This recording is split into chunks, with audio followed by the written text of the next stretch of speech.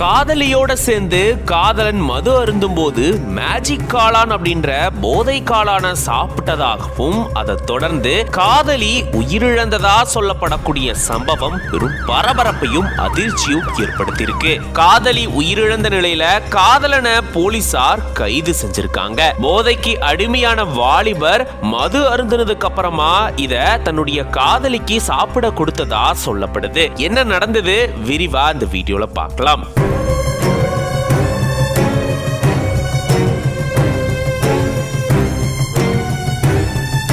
நீலகிரி மாவட்டம் ஊட்டியில இருக்கக்கூடிய பாம்பே கேசல் பகுதியை சேர்ந்தவர் 20 வயதான ஆகாஷ். இவரு நீலகிரி மாவட்டத்தில் இருக்கக்கூடிய ஒரு தனியார் கல்லூரியில இன்ஜினியரிங் படிச்சுட்டு வராரு.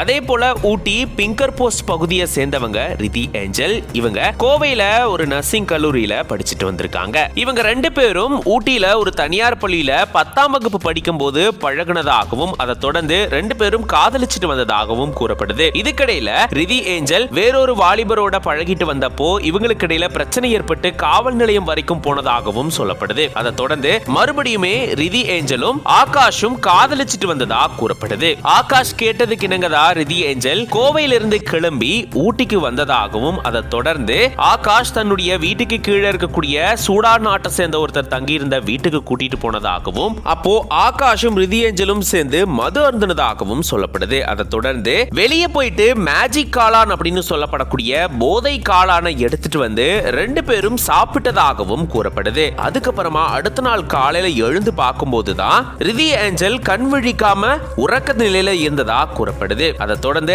ஆம்புலன்ஸுக்கு இவர் தகவல் தெரிவிச்சிருக்காராம். ஆம்புலன்ஸ்ல இருந்த ஊழியர்கள் சோதனை செஞ்சு பார்க்கும்போது இவங்க உயிரிழந்தது தெரிய வந்திருக்காம். அதை தொடர்ந்து போலீசாருக்கும் தகவல் தெரிவிக்கப்பட்டிருந்திருக்கு. விரைந்து வந்த போலீசார் உயிரிழந்த இந்த இளம் பெண்ணுடைய உடலை கைப்பற்றி பிரேத பரிசோதனைக்காக அரசு மருத்துவமனைக்கு அனுப்பி வச்சிருக்காங்க.